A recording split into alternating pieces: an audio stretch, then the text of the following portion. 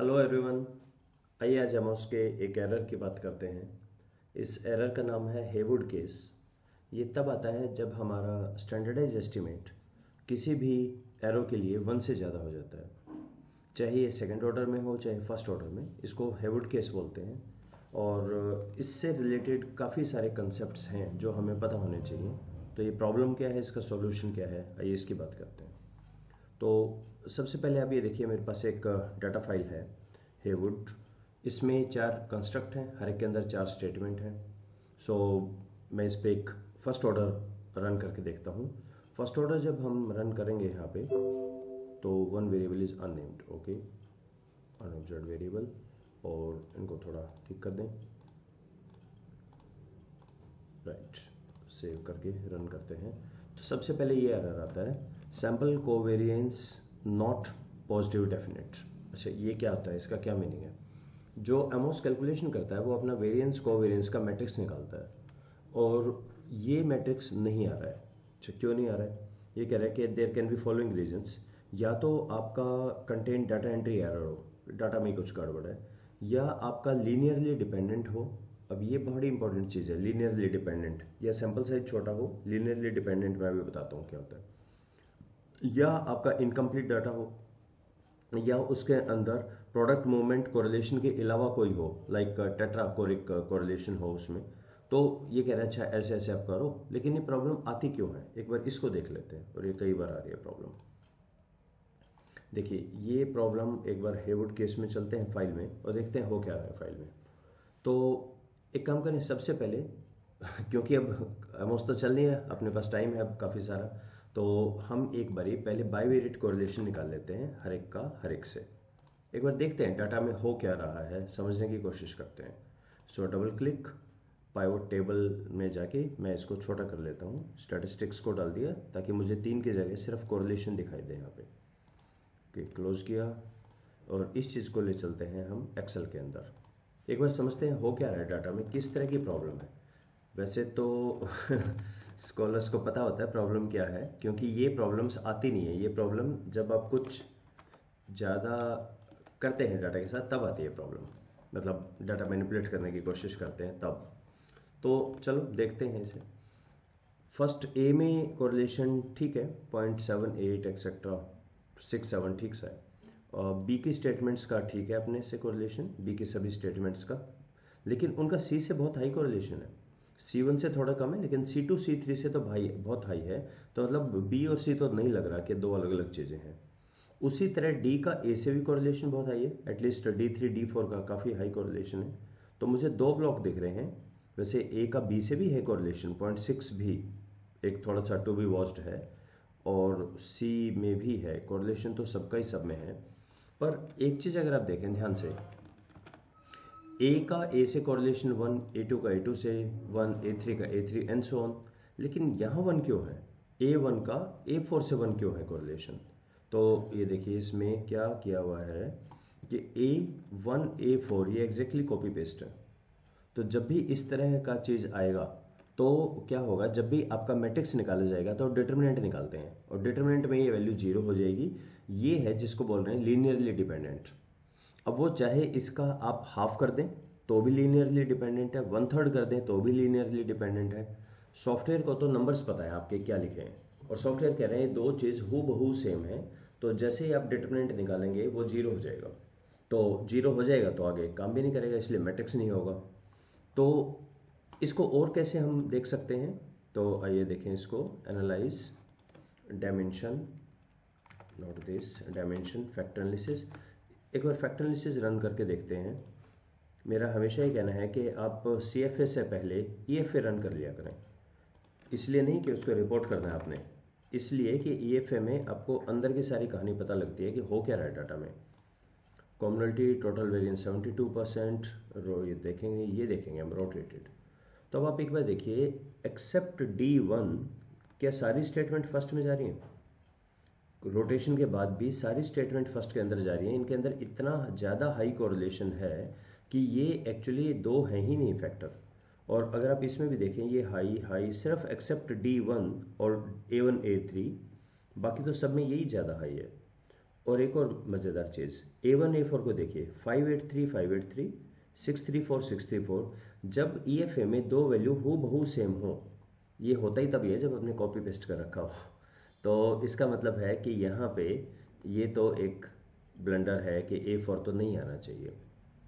ठीक है, तो एक काम करते हैं, अभी मैं यहाँ चलता हूँ और A1 या A4 में से, A4 पे 1 लगा हुआ है तो मैं A1 को हटा देता हूँ। ठीक है, होप इससे अब देखते हैं कि क्या रन होगा ये हमारा। हाँ जी, रन तो हो गया। अब इनके कोरिलेशन एक बार देखिए, तो जो चीज़ EFA ने आपको बता दी है यहाँ पता लग रही है, 83 88 99 99 बी और सी का कोरिलेशन, 9187 एक्स्ट्रा ऑर्डिनरी हाई है, ये लग नहीं रहा है। तो स्कॉलर्स के दिमाग में आता है अच्छा सेकंड ऑर्डर बना लें इसे। इस सेकंड ऑर्डर से भी पहले एक चीज़ और मैं आपको दिखाऊं, आपने ये चीज़ हमेशा ही कर लिया करें, डाटा के अंदर आइडेंटिफाइड डुप्लीकेट केस, और इस सारे को उठा के आप इधर डालें और कुछ नहीं करना, आप ओके प्रेस करें। तो इसने कहा कि आपके 215 ऐसे केस हैं जो यूनिक हैं, 85 डुप्लीकेट है। अब डुप्लीकेट का मतलब है या तो फिर से स्कॉलर ने कॉपी पेस्ट कर दिया उन्हें, कि कुछ को डाटा लेके उनको फिर से पेस्ट कर दिया, तो यहाँ पे हम कर देते हैं शॉर्ट असेंडिंग, ये सारे डुप्लीकेट केस हैं। या ऐसा भी हो सकता है कि डुप्लीकेट नहीं है, देखिए आप, ये पर्सन रिप्लाई कर रहे हैं और वाकई में सही रिप्लाई कर रहे हैं, लेकिन वेरिएशन तो नहीं है ना इसकी, तो इसका तो कोई मीनिंग ही नहीं हुआ इन केसेस का।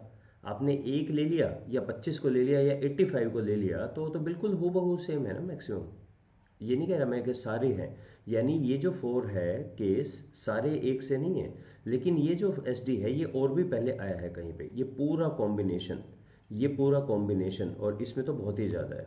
तो इतना ज़्यादा अगर है तो दो तीन चीज़ें यहाँ पे दिख रही हैं, या तो ये लग रहा है कि क्वेश्चनर में सीरियस प्रॉब्लम है, अगर 80 लोग सभी स्टेटमेंट पे एग्री ही कर रहे हैं, बिल्कुल एक सा रिप्लाई है, कुछ तो इशू है। वो इशू हमें मल्टीपल जगह से पता लग रहा है। अगर आप यहाँ R देखें, इतना हाई R है सभी के अंदर, ये 4 कंस्ट्रक्ट हैं ही नहीं। सेकेंडली, आपने अगर EFA रन करते हैं तो EFA के अंदर आपने देख लिया है कि एक ही फैक्टर आया है। जब आपने CFA लगा के देखा तो देखो हाई कोरिलेशन है। फिर स्पेसिस फाइल में देखा तो आपने पाया है तो डुप्लीकेट केस है। तो एक काम करता हूँ, मैं इन डुप्लीकेटेड केसेस को हटा देता हूँ, 85 के करीब है। अब मेरे पास बच गए हैं 215 के करीब शायद, या 215 प्राइमरी केसेस हैं, और इसको मैं सेव कर लेता हूँ, फाइल सेव एज, और हेवुड 2 नाम से सेव कर दिया मैंने इसे। ठीक है, तो मैं अब, अच्छा ये कह रहा है कि हेवुड 2 शायद आपका खुला हुआ है, हेवुड 2 खोल रखा है क्या? मैंने सेव करके खोल लिया ये। ओके, चेक कर लें, 215 है। दोबारा एक बार इसमें फिर से चेक कर लूँ, identify duplicate case, you know always be suspicious about the work. So इसने कहा अब आपके 215 सारे प्राइमरी हैं, कोई डुप्लीकेट नहीं है। ठीक है, आई होप अब हमारा ज़्यादा बेटर आएगा। तो अलाउ मी, मैं इसमें एक बारी हेवुड 2 को एक बार अटैच कर देता हूँ यहाँ पे। तो ये हेवुड 2 है मेरे पास, ओके, और 215 का डाटा है, और एक बार फिर से रन करके देखते हैं, कुछ और अच्छे इंसाइट्स आपको पता लगेंगी। बी और सी का कोरिलेशन एग्जैक्टली 1 है, वो 0.99 भी 85 के कारण कुछ हो रहा था, और यहाँ पे 90 बहुत ही हाई कोरिलेशन है। तो नेचुरली ऐसे में लगता है कि अच्छा फिर इसका सेकंड ऑर्डर बना लेते हैं, पर ये देख रहे हैं 1 ये छोड़ेगा नहीं इतनी आसानी से आपको, तो हम इसका बना देते हैं सेकंड ऑर्डर। ठीक है, सेकंड ऑर्डर अभी मैंने फाइल अटैच की हुई है, वो 215 300 वाली, नो प्रॉब्लम। एक बार हम करके देखते हैं रन करके, इससे क्या होने वाला है। इससे हो गया, ये आ गया हेवुड केस। क्यों आ गया? क्योंकि ये दो चीज़ें एग्जैक्टली हूबहू सेम है, हूबहू सेम है ये। तो ये आप ये बोल सकते हैं भाई इसका तो कम है 6887, ये तो नहीं है, कोई दिक्कत नहीं। लेकिन ओवरऑल जो इसका कंस्ट्रक्ट स्कोर निकला ना, इसका निकला वो किसी भी कॉम्बिनेशन से निकल सकता है। मैं ये नहीं कह रहा B1 B2 और ये सारे एग्जैक्टली सेम है, एग्जैक्टली तो सेम है नहीं, वो तो वरना बाहर हो जाते हमारे कॉलम में। तो लेकिन इनका कुछ कॉम्बिनेशन है, जब मल्टीप्लाई किया जो स्कोर आया, इसके कॉम्बिनेशन से मल्टीप्लाई का स्कोर आया, वो दोनों एग्जैक्टली या ऑलमोस्ट सेम है। तो हेवुड केस में भी ये प्रॉब्लम आएगी। तो फिर ऐसे में क्या करें आगे? तो मैंने देखा कि मुझे वहाँ दिख रहा था A और D में ज़्यादा है कोरिलेशन, B और C में ज़्यादा है, तो एक थर्ड बनता है कि आप ऐसे बना के देख लें, सेकंड ऑर्डर AD का BC का। इसमें आपको याद रखना होता है जब भी दो एरो हो सर्कल से बाहर तो दोनों के ऊपर आपको रिग्रेशन वेट 1 देना होता है, तब रन करेगा ये। ओके, रन करें और लेट्स चेक इट आउट। 9799103 है तो अभी भी नहीं छोड़ रहा, हेवुड केस तो अभी भी है। फिर फाइनली आपको यही बोलना पड़ेगा कि ये एक ही कंस्ट्रक्ट है, ये 4 कंस्ट्रक्ट है ही नहीं। सो रन करें, ये हमारे आ गए हैं 81 एक्सेट्रा ऑल ऑफ दिस। ये सारे का मतलब ये एक क्लासिकल केस हो गया कि आपका वो एग्जिस्ट नहीं करते हैं, आपके 4 कंस्ट्रक्ट एग्जिस्ट नहीं करते हैं टू द एक्सटेंट कि आप सेकंड ऑर्डर भी नहीं बना सकते। इतना हाई कोरिलेशन है कि आपने एक ही बनाएंगे सबसे। ऐसा क्यों? क्योंकि हमने ये करके देख लिया कि 4 अगर सेकंड ऑर्डर बनाया तो यहाँ हेवुड केस आ गया, ये बोल रहा है सॉरी नॉट अलाउड। आपने कहा अच्छा मैं 2-2 के बना के देख लेता हूँ, 2-2 के बना के देखें, यहाँ पर भी हेवुड केस अभी भी है, देखिए ये 1.03 स्टैंडर्डाइज के अंदर। तो इसका ओनली सॉल्यूशन कम्स आउट कि आप बोलें कि ये चारों हैं ही नहीं। फिर क्वेश्चन ये आ गया कि फिर रिव्यू ऑफ लिटरेचर में आप कर क्या रहे थे, तो आपको कैसे लगा कि ये 4 अलग अलग चीज़ हैं, इतना कैसे फ़र्क आ रहा है। ठीक है, वो audience to audience, society to society change होते हैं, लेकिन this is something you should have known कि इतना ज़्यादा फ़र्क है कि 4 कंस्ट्रक्ट एग्जिस्ट नहीं करते, सबका मिला के एक ही कंस्ट्रक्ट है, उन स्टेटमेंट में कोई नहीं है। So to tell you the friends, ये सिर्फ तब होता है जब हम डाटा के साथ कुछ गड़बड़े करते हैं। अगर आप ओरिजिनल डाटा भरवाते हैं और लोग पढ़ के जवाब देते हैं, ऐसे कभी भी ये समस्या नहीं आती नॉन पॉजिटिव डेफिनेट की या हेवर्ड्स केस की। ये मैक्सिमम तब आती है जब स्कॉलर्स डाटा के अंदर कुछ अपने इनपुट्स डालते हैं, अपनी तरफ से वो अच्छा करने की कोशिश करते हैं। लेकिन मैं आपको हमेशा बोलता हूँ ओरिजिनल डाटा पे काम करें, यहाँ नहीं कहीं और आप पकड़े जाएंगे, 100 पकड़े जाएंगे। या तो आपको स्टैटिस्टिक्स इतने ज़्यादा डिटेल में आता हो कि आपको पूरा समझ आ रहा है कि कहाँ क्या है, वरना कभी भी आप ये इस तरह के ना करें काम। जिसको भी नॉलेज है वो बहुत आसानी से आपको पकड़ लेगा, इतने टूल्स हैं, इतनी चीज़ें हैं, पता लग जाता है कि ये गड़बड़ की हुई है। So my advice is please work on the original data.